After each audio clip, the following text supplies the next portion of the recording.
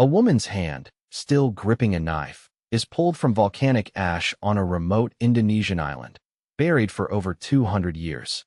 The eruption that killed her was 4 times more powerful than Krakatoa, and nobody told you about it, because what it unleashed next is even more disturbing.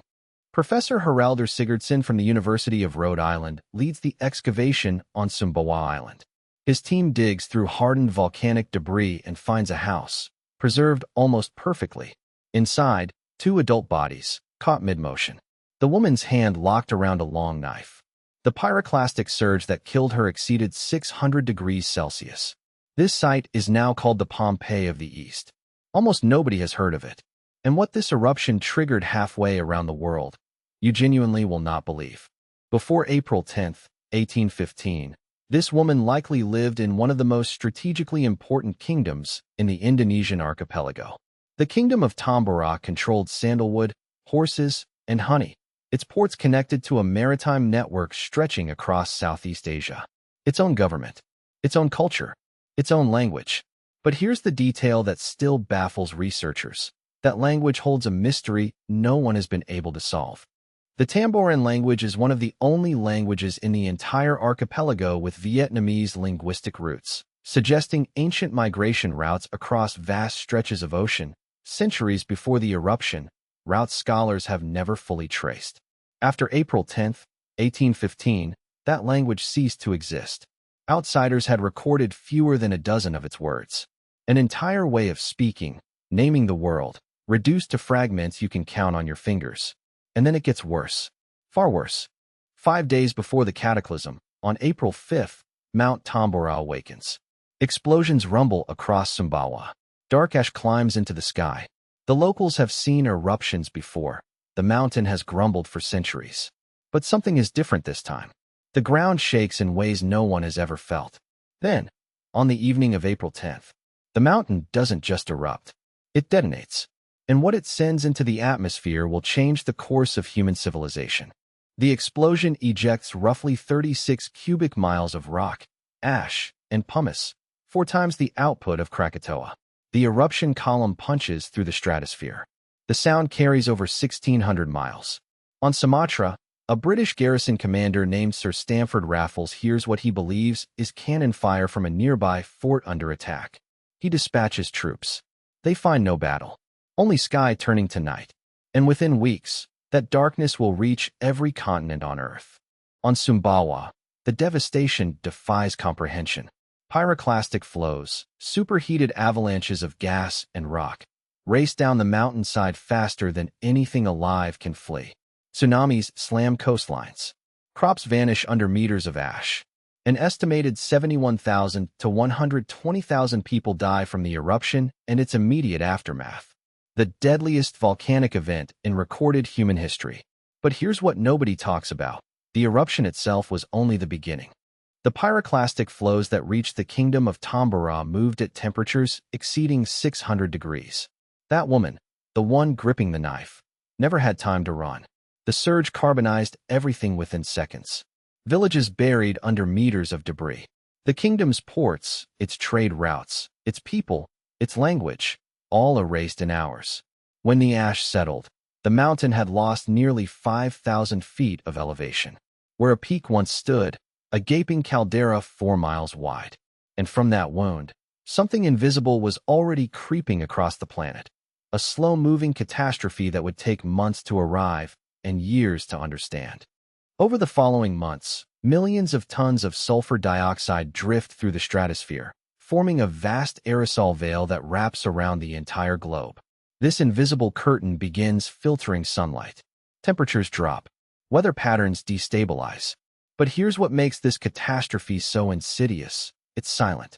The people of Europe and North America have no idea what is happening. No one in 1815 understands stratospheric chemistry. No one connects distant rumblings in Indonesia to the strange, creeping cold descending on the northern hemisphere. By spring of 1816, it doesn't feel like spring at all. It feels like the world is ending. June 1816. Snow falls in New England. Frost kills crops across New York, Maine, and Connecticut in July. In Europe, relentless cold rain batters the continent throughout what should be summer. Crops fail across France, Germany, Switzerland. Grain prices skyrocket. Food riots erupt. People are starving, not in some distant colony, but in the heart of so-called civilized Europe. Newspapers call it the year without a summer. Scientists blame sunspots. Clergy blame divine punishment. Nobody, not one person in the Western world, traces it back to a mountain on a small Indonesian island most Europeans couldn't find on a map. And the consequences are about to reshape the modern world. In New England, the famine destabilizes food systems so severely that tens of thousands of settlers abandon their farms. They migrate westward, into the Ohio Valley, Indiana, territories barely settled by Europeans. Historians estimate this exodus accelerated American westward expansion by a full generation. The political geography of the young United States, reshaped not by policy or ideology, but by an eruption no American had ever heard of. Towns that would become the backbone of the Midwest trace their founding to families fleeing a mountain they never knew existed. And on the shores of a Swiss lake, something even stranger is taking shape. June 1816. Lake Geneva, Switzerland. A group of young British writers is trapped indoors at the Villa Diodati by endless, unnatural cold rain. Mary Shelley is 18. Percy Shelley, Lord Byron, John Polidori sit with her, restless, gloomy, confined. Byron challenges the group to write ghost stories. That single rain-soaked evening, caused by volcanic ash from a kingdom none of them would ever learn existed. Mary Shelley conceives the idea for Frankenstein. Polidori begins The Vampire, the first modern vampire story in English. Two foundational texts of horror, born from the death cloud of a civilization that history decided didn't matter. Meanwhile, in Germany, the continent-wide oat shortage is killing horses by the thousands. No horses means no transportation. In Mannheim, Carl Drees debuts his Loft machine, a two-wheeled contraption you push with your feet, the direct ancestor of the modern bicycle. Born from famine. Across Europe, the ash veil paints sunsets blood red and violet for 2 years. J.M.W. Turner captures them obsessively. Here's something most people don't know. Modern scientists have used Turner's exact color palettes to reverse engineer the aerosol density of the 1816 stratosphere. His paintings are literal scientific data. Frankenstein, the bicycle, Turner's apocalyptic skies, the American Midwest. Every last ripple traces back to one eruption, one mountain, one kingdom that most people have never heard of. And that is exactly the problem. Most Western retellings of the year without a summer focus entirely on European crop failures, on Mary Shelley, on Byron's gloom. The death of 120,000 Indonesians is treated as a footnote, if it's mentioned at all. The Tombarak Kingdom isn't named. An entire civilization, with its own language, trade networks, people who loved and feared and hoped, incinerated in hours. And for 2 centuries, the dominant narrative has been about how a volcano inconvenienced Europeans. That's not an oversight. That's a choice. And choices like that shape what civilizations we remember, and which ones we erase from the record entirely.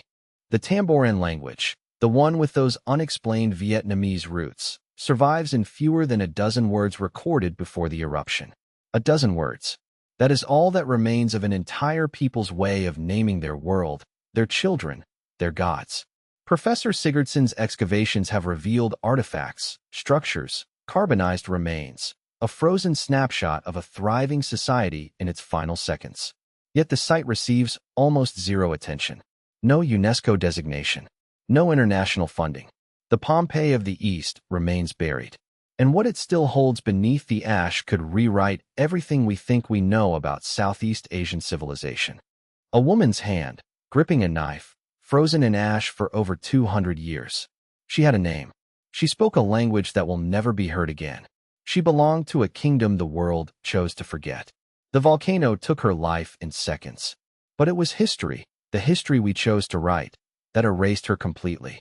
The question isn't what the volcano destroyed.